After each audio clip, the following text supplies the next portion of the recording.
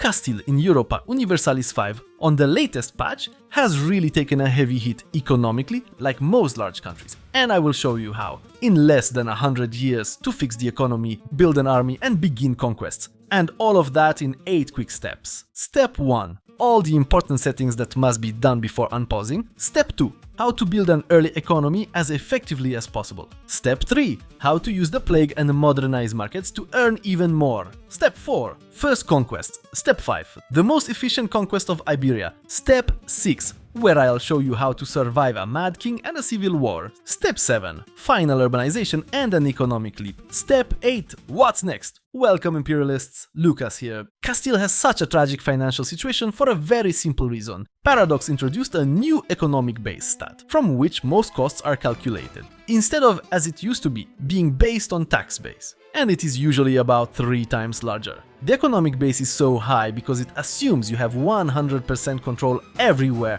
while in reality you have this much, which is much less. The topography of Castile also doesn't help, as it essentially divides the country into several zones. Because of this, proximity usually spreads very poorly. That's why when playing Castile, it is very important to do several key things before you even unpause the game, which I will do right now in step 1. The location of Castile's capital is extremely important. The current location isn't bad, as proximity spreads quite nicely from it, and most of Castile's population lives in these lands. However, it is also an economic trap, because there are very few valuable resources in this region. I tested these 3 locations for Castile's capital, and I am sure that Cordoba and Sevilla are the 2 best choices. Personally, I prefer Cordoba because it lies perfectly in the middle of the river, and its province contains wool resources, and as it happens, Castile has a bonus to its production. As for the silver mine in Constantina, from both locations you basically have exactly the same level of control. So I'm moving the capital to Cordoba now. It only costs me 13 stability points, but be careful, this is extremely important. If you unpause the game and even 1 month passes, the costs will increase significantly.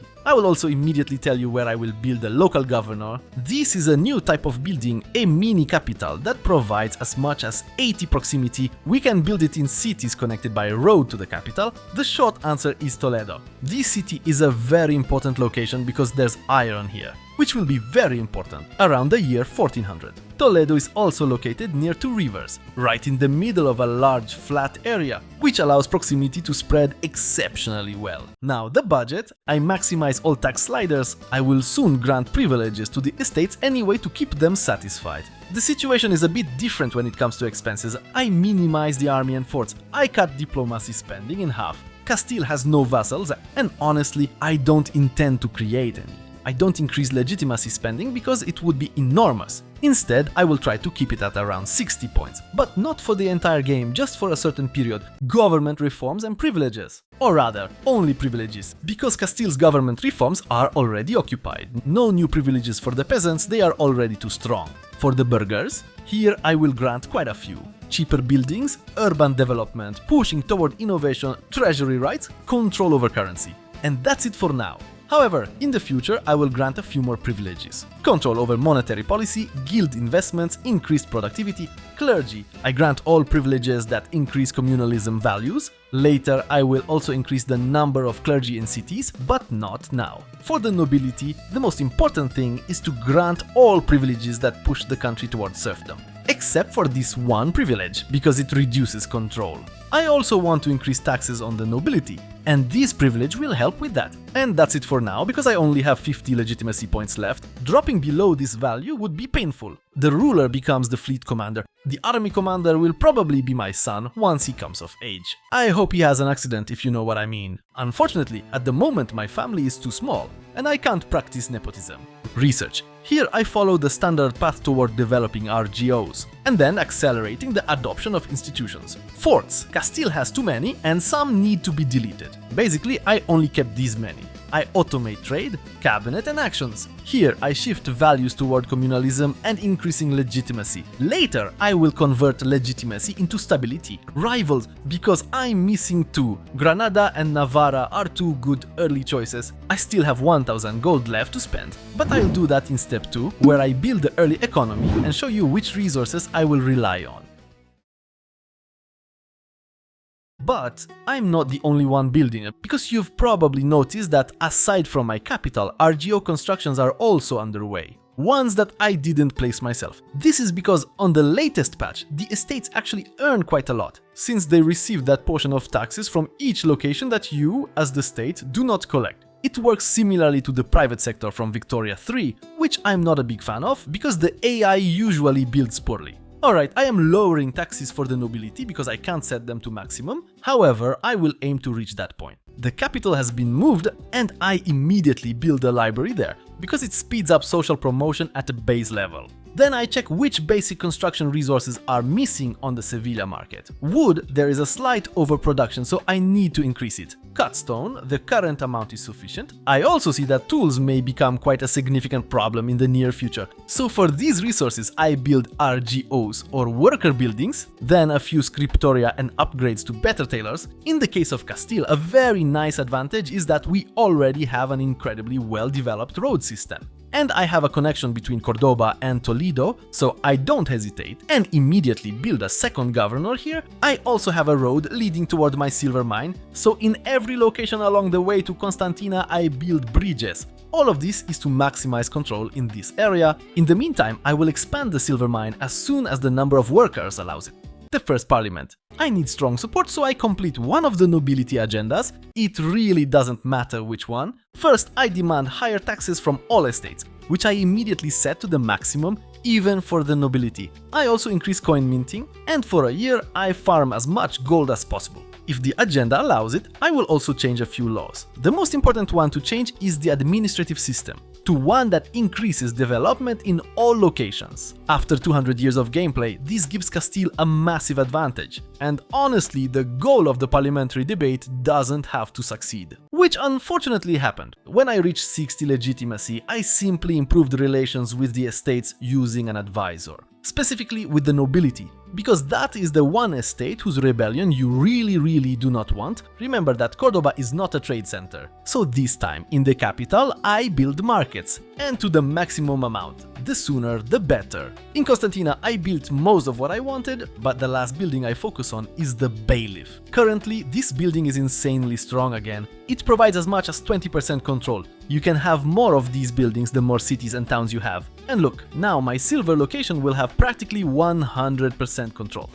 Choosing the first ideas in year 42, because the Renaissance era has begun. Castile is a country that will inevitably fight many wars against heretics sooner or later. That's why the Deus Vult Casus Belli will be very useful. At least for the early wars, because later I would use something else. That's why administrative ideas are the only correct choice. Alright, but back to the capital. Here, a few buildings need to be rebuilt, the royal court and the sergeantry. The third important location for me is Sevilla. Here, first and foremost, I will build many jewelers. Sevilla is in exactly the same province as Constantina, so it will receive a bonus for silver. And it is precisely that silver I will use for jewelry production. Now let's return to values. After communalism, I focus on actions towards developing naval doctrine. When I reach 50 points in it, I will gain access to a special form of government for harbor administration, which also gives me access to naval governors. This will be useful in Morocco and the surrounding area. While you are waiting for burger resources to regenerate in your cities, the best thing you can do is simply expand RGOs depending on where it is most profitable, at this moment only in one market.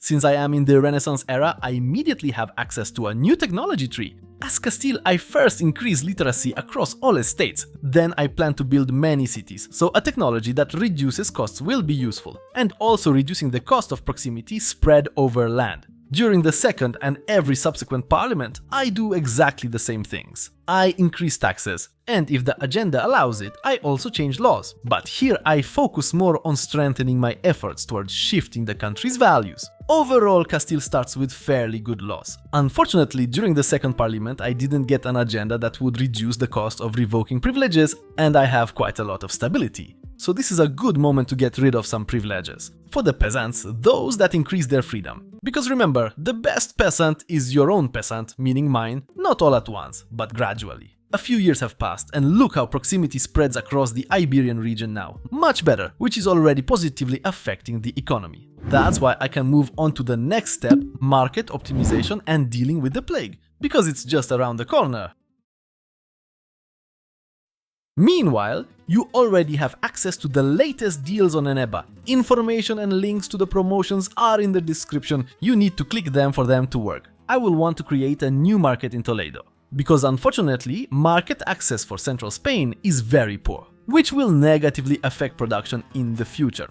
But more importantly, before I create a new market, I need to build a lot of marketplaces here. Otherwise, this market would simply suffocate. The Black Death has appeared, and at the perfect moment, because thanks to the strategy I showed you, I doubled Castile's income in 10 years. I have many more wealthy locations than before. And this will allow me, to some extent, to prepare for the Black Death. In every city and town, especially in southern and central Spain, I must build hospitals. And I didn't have much time for that, because 2 years later the Black Death arrived in Spain. If, like me, your next parliament session happens exactly when the Black Death arrives, then this time skip higher taxes. I know it's heresy, but at all costs you must avoid a nobility rebellion. During the Black Death, I only do two things. First, I segregate the infected, because this increases my values toward communalism. Yes, now I start increasing them again. And the second thing, I tell my ruler to run away. He is simply too good to die. Additionally, during the plague, several of my sons came of age, and I immediately placed them in the cabinet.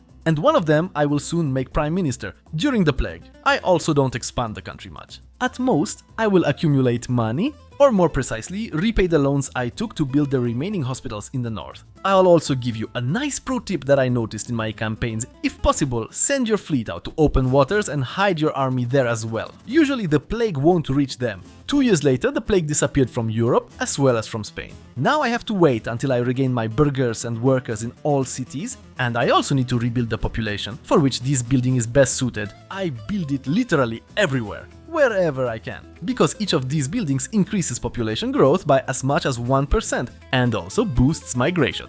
The death of such a large population also means that my costs have decreased by about 16 gold, which is a significant amount and positively affects my income, even though the tax base hasn't actually increased. Returning again to values, naval ones have unfortunately reached their rather low maximum, and there's nothing I can do about it right now. But now the most important thing lies ahead: shifting values towards serfdom. Serfdom is a very strong value at the moment, because it significantly increases the nobility's satisfaction, increases the size of the levy, and most importantly, allows you to transfer 33% of peasant income to the nobility, whom I can already tax heavily and will be able to tax even more, although I must admit that I made a few mistakes at this point, because I granted too many privileges to the nobility, and it will be difficult to fix that mistake. If possible, I also changed laws during the next parliament to push further towards serfdom. So as you can see, laws are often just a tool for changing values, and only once those values settle into their final form should you adopt laws at the very end that provide the greatest bonuses. And now I finally create the new market, as I mentioned, in Toledo, which immediately gives me an additional 7 gold on top of what I had from previous markets. And likewise, when creating a new market, you need to take care of several things. Make sure you have sufficient capacity and that there is an adequate supply of wood, cut stone, and tools. I will produce the tools in Toledo. Because look, even though I don't have very high control here, I earn 0.33 per building level with tool production. And if I build the same building in the capital, the profit would be half as much. This mainly comes from the production bonus. At this point, I develop RGOs only in Sevilla and Toledo, with the exception of the second silver mine, for which I also built bailiff to significantly increase control there, and when I finally surpass 60 gold per month, I switch minting to a slight inflation reduction. But more importantly, it means that moving on to step 4, where I will fight the first wars in Iberia, since I already have over 30,000 levies, I will not have a negative income. At the same time, a longer phase of Iberian urbanization will also be ongoing, which I will discuss more in steps 4, 5 and 6. Having 30,000 levies plus 400 cavalry means that among Iberian countries I have no equal opponent. Granada wasn't even worth showing. The real and only difficulty is actually the war with Morocco, because of malaria. Before I begin preparing for my wars, I first need to build a fleet, so in the meantime I will begin my long-term process of urbanization. First, I will build libraries in every existing city and town. Then I will add as many scriptoria as needed to make them profitable. and I will make sure I have maximum bonuses to city construction costs. I will also obtain funds, of course, from foreign investors. Without further delay, I begin my wars with Portugal, using a parliamentary casus belli. Notice that during wars, my income drops dramatically, which is why I first wanted to strengthen my economy, to avoid taking loans for these wars. In wars, during the first 3 eras, the most important thing is of course to win battles. So I gathered my peasants into one large army. My military commanders are of course members of my family. My ruler always commands the fleet because that supports naval values. After winning a few battles, I immediately moved to occupy as much Portuguese territory as possible. This country currently has no fortifications, so it is a very easy target. And once I gain enough war score, there's no point in dragging out the first war. From Portugal, I only want one province and one location so that I have access to their capital. Additional bonuses are money, war reparations, and the removal of all forts. On the newly conquered territory, I create a vassal that will have one province, while I keep one location for myself. Currently, a vassal differs from a fiefdom only in that fiefdoms are more loyal. And remember that independence aspirations are separate for each type of vassal you have, so you want to keep their numbers relatively balanced. Having the first vassal means I need to increase my diplomacy spending. But after the war, I still reduce my spending on forts and the army. My next invasion will target both Granada and what remains of Navarra. In both cases, I will simply use my spies to prepare a conquest casus belli against rivals. Yes, I don't know how Navarra and Granada ended up as my rivals, but they did. Great, cheaper cities. Although their cost is still quite high, since one town costs 326 gold, I will carry out urbanization through markets, starting with Sevilla and then moving to Toledo. I leave Burgos for the very end. I must ensure that every province has at least one town, and eventually, at some point, a city. If I have the option to build in coastal provinces, that's excellent, especially if there are locations with port capacity bonuses, like in southern Sevilla. Another thing I pay attention to is how much population a location can support, because the more population it can hold, the faster the population growth. As for inland locations, what matters most is the available space, and making sure not to replace a highly valuable resource within the province. And yes, you also need to be careful with any resources that produce food, especially if there is only one such location within the province. My next target is the Kingdom of Aragon. Honestly, in this war, I mainly want to take Valencia and establish a foothold near Barcelona, and I attack. Even better, Portugal will also be involved in this war. Initially, I simply ignore Aragon and move with full force against Portugal, and just like before, I focus first on battles. In the process, I also destroyed Aragon's army. And now, while my armies move solely against Aragon, I have some time to continue urbanization. Since I've built towns in all provinces in Sevilla, I now need to ensure that each town has temples, libraries, and bridges where possible. Although that doesn't require towns, but most importantly, every one of these new towns needs marketplaces. The final stage of Sevilla's urbanization is building roads. I need to make sure every newly built town is connected by roads to the capital. In principle, I should wait for Parliament to build these roads more cheaply, but in this run, I've been unlucky. In the meantime, I also need to improve relations with France, as this will counteract antagonism. And I definitely don't want France as an enemy, at least for now. Returning to the war with Aragon, I had to capture the fortresses. I hate doing that. But fortunately, after these two forts fall, the rest of the war will be very quick. From Aragon, as I said, I take Valencia. Because this city is incredibly wealthy, there is silk here, which makes it a very good, rich and strong vassal. I take the northern part of Catalonia partly to cut Aragon off from France, but more importantly to gain direct access to Barcelona. Of course, I remove the forts and take war reparations and money. In the case of Valencia, I also create a historical vassal. Right after that, I attack Navarra. This war is very quick. I fully conquer Navarra instead of vassalizing it, because the gained antagonism is essentially the same in both cases. However, what is very important is that immediately afterward, I create a historical vassal, Navarra, and yes, including part of my own territory. After Navarra, I move on to Granada with the enemy destruction casus belli. In this case, it's best to wait for Moroccan landings. That's why my fleet is in northern Iberia, because honestly, it's easier to defeat Moroccan troops on my own territory than on theirs. Defeating them is not difficult since they arrive in small numbers, and after some time, the enemy doesn't have many forces left. Basically, only Morocco's vassals. So I then focused on capturing Moroccan and Granadan territories in Iberia and then launching an invasion. I immediately land my entire army in Tangiers. In the fleet, I have food supply enabled. You need to be careful with attacks here, because African territories have malaria, which will decimate any army without resistance. It will literally wipe out 80% of your forces. That's why I split my troops into smaller armies and focused on capturing regional capitals. This is a very effective strategy. Just look how quickly I take over all of Morocco. As a result, I get everything I wanted in the peace treaty, including money and reparations. I also conquer Granada. And more importantly, after this war, I can set new rivals, Aragon and Portugal. I create new subject states, but note, not historical ones, because they would be too large. A much better strategy is to release a vassal from a province. This way, such a vassal will integrate its provinces faster, the color needs to turn green, and you can immediately enforce culture and religion changes. Additionally, I improve relations. So, alright, footholds have been established. My armies need some rest, but not for long, because thanks to serfdom, they recover quickly. And once they do, I will move on to the next step, where I'll show you how to most effectively conquer the rest of Iberia. Before that, however, I will focus on research toward developing a professional army, because I've just unlocked professionalism.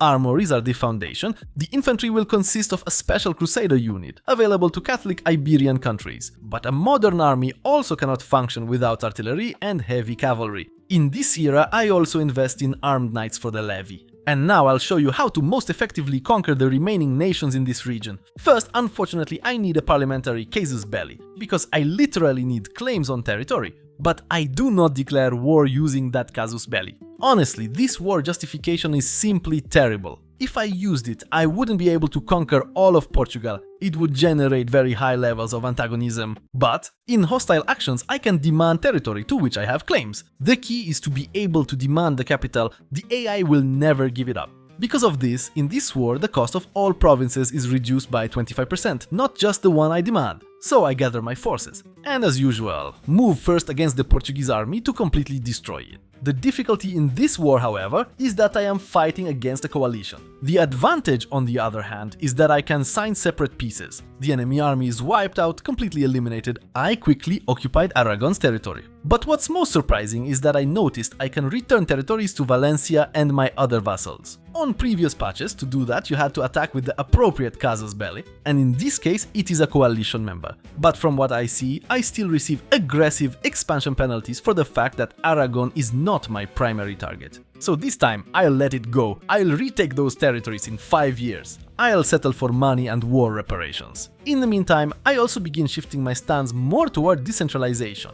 Okay, it will slow down the annexation of my vassals, but it will make them more loyal, allow me to regain estate support faster, and overall keep estates more satisfied. Eventually, however, I will move towards centralization after some time. Probably within the next 100 years. Because centralization, after the latest changes, is incredibly strong, it increases crown power by 50% and proximity spread by 20%, but more importantly, it accelerates vassal annexation. I tested this strategy in my England playthrough, where I played with 6 vassals, annexing one every 10 years. It worked quite well. But returning to the war, Portugal is already occupied and its allies have left the war. And best of all, in the peace deal I can fully conquer it. However, it's worth making sure that France is not in a potential coalition. The rest of these countries don't concern me. Although I must admit that with France I still have quite a large buffer for antagonism. And most importantly, do not release Portugal as your vassal. Instead, split it into many smaller vassals or fiefdoms. With one exception, I keep this entire area for myself. Not only will this allow me to control the entire Lisbon trade region, but soon I will build a large city here.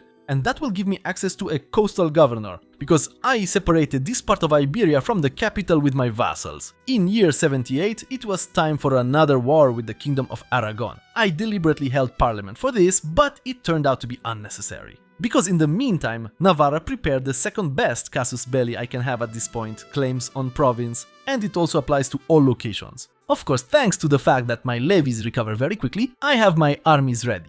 This war is extremely easy because I have no fortresses to capture, and when it comes to making peace with Aragon, you need to do it carefully. Namely, territories that belong to my vassals should be returned to them. This is much cheaper in terms of aggressive expansion and war costs. I plan to keep Valencia for a longer time, so I don't mind it being a large vassal, but later I want to do the same as with Portugal, separate this territory from Iberia and my capital using vassals. That's why in this war I don't conquer everything I can, but only enough to release vassals, which I do immediately after the war. At the same time, my ruler died and Pedro the Mad ascended to the throne. And now, in the next step, I will show you how to deal with this ruler and the very difficult to avoid civil war.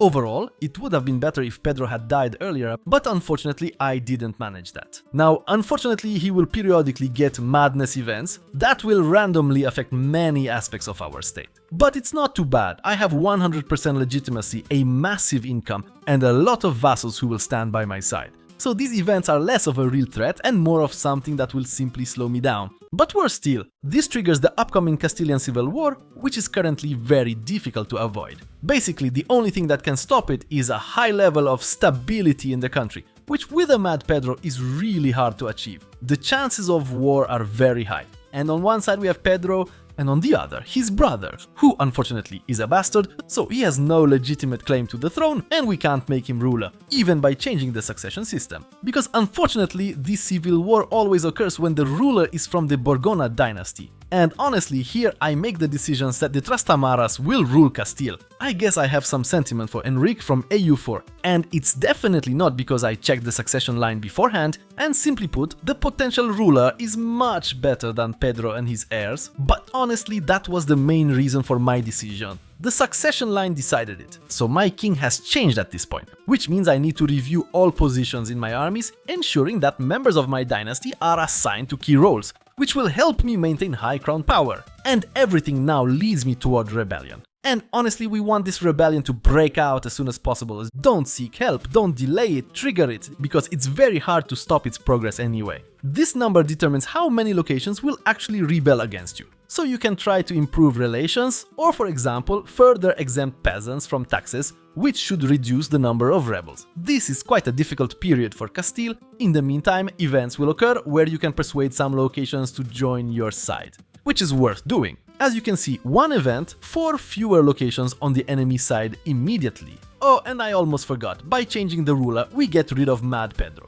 It's also a great opportunity to gain many excellent characters for your country. As they say, hard times create exceptionally capable people. And from time to time, you'll be able to outright bribe an entire region to support you. But more importantly, as the civil war progresses, neighboring countries can also intervene. And now I could negotiate an alliance with Aragon, which in exchange for returning some territory would side with me. And here's a small spoiler, you won't actually have to return that territory later, you'll simply betray Aragon, and that's exactly the path I will take. In the meantime, I also changed the culture and religion of my Granada vassals, which means they will be disloyal, but that doesn't matter. Shortly afterward my ruler died, but that probably didn't change anything in the civil war. Right before it breaks out, I enable full army maintenance and reintroduce taxes on the peasants. 2 arms. And interestingly, only 2 countries ended up either supporting me or opposing me. Aragon supported me, and England sent me money, and this civil war probably won't be very difficult, so I focus on winning battles, which I do without much trouble, because the enemy forces are divided, and King Pedro died, and I won the civil war in about 6 months. Long live King Enrique. And now, after the war, Aragon demands the return of territory. That's the end of that topic. But strangely, England does not demand repayment of the money, and it should. Right after this war, an event occurred that allows me to found an order. I've played Castile dozens of times, and this is the first time I've seen it. So maybe these dynamic events aren't such a bad idea after all. The bonus from founding the order is quite good. And essentially after the civil war, I enter the phase of completing Castile's urbanization, in which I will show you how to greatly increase control in Iberia. Thanks to that, I will finally be able to afford a standing army. I begin by upgrading Lisbon to a city, but now I also have to focus on building more bailiffs. Because I already have cities everywhere I wanted, I know which RGOs generate profit and which do not. Starting from Sevilla, I will build bailiffs in places with valuable resources, such as horses. And I will skip the cheaper ones. Yes, it is monotonous and tedious, because I literally have to hover over every resource, check how much it currently earns, and then build the structure. As for further research in the Renaissance, I first move toward bureaucracy. And then I must proceed to the next government reform and cabinet slots, to reach noble rights and elite education. After 1400, I developed a technology that grants me an additional government reform. And most importantly, at the same time, I can already implement harbor administration, which I do immediately. This finally allows me to build a naval governor in Lisbon. There is an excellent port here, which will now give me better proximity along the entire coastline in this direction. And shortly after year 1400, I surpass 238 gold in net income. And my base approaches 700. Look at how it's skyrocketed. Now I need to prepare for maintaining a regular army, which means building armories everywhere. Yes, literally everywhere, especially in Sevilla and Toledo, because control there is very high. And the fact that I prepared my industry earlier for this expansion, just look at how much it increased my income. It looks quite good, because every armory requires a lot of firearms, leather and melee weapons. At the same time, I can now also build many universities. Now I finish off the conquest of Aragon, although it will be more difficult because France has also started targeting them. Or rather, Aquitaine. In the end, I conquered everything I could. I also took over all of Aragon's vassals. And only now does antagonism from the French begin to appear. And now look, since I cut off Barcelona here, I will be able to build another local governor. I just need to research it first. Unfortunately, further governors will only become available in the Age of Discovery, the Age of Absolutism, as well as through later government reforms that unlock over time. But already this looks incredibly strong. And during the Age of Discovery, I will build one governor somewhere here. I will also gain a naval one, so I will place it in this region. And control will spread beautifully across almost the entirety of Iberia, because in my vassals' lands it simply looks amazing. Which translates into an incredibly high income, where my main income-generating vassals are of course Navarra and Valencia. And so, by the year 1425, my Castile has a tax base exceeding 1100 gold. I net 262 because I have invested in a regular army, with the following composition. And now I can finally move on to the next step, answering the question, what's next? Personally, I would begin an invasion of Sunni countries, where it is very important to directly control Fez as Castile. All the remaining locations can indeed be handed over to vassals. It's up to you whether you want to continue conquering toward Egypt or not, but if you do, then do it exactly the same way I conquered Iberia. Establish a foothold first, and only in the second war actually conquer. Using threaten war, I would start integrating the vassals from Granada. It's high time culture and religion have already been changed there. However, I would leave the other vassals untouched. To speed up the integration process, I would maximize diplomatic spending, but only during the periods when I am integrating vassals. Otherwise, I am making money off my vassals. And also take a look at my income structure, it's quite interesting. I mainly earn from the nobility, who are extremely satisfied and pay me 55% tax. And this is what the structure of my income sources looks like. Mainly Toledo, Cordoba, Sevilla, Lisbon, but the highest income of course comes from Constantina. I would also slowly begin exploring new lands, as well as early colonization toward Mali. However, true colonization only really begins in the Age of Discovery, so I would prioritize adopting the New World institution and researching all technologies that accelerate colonization. And if you want to see another country I prepared specifically for colonization, I recommend my England playthrough, where I expand on this topic even further.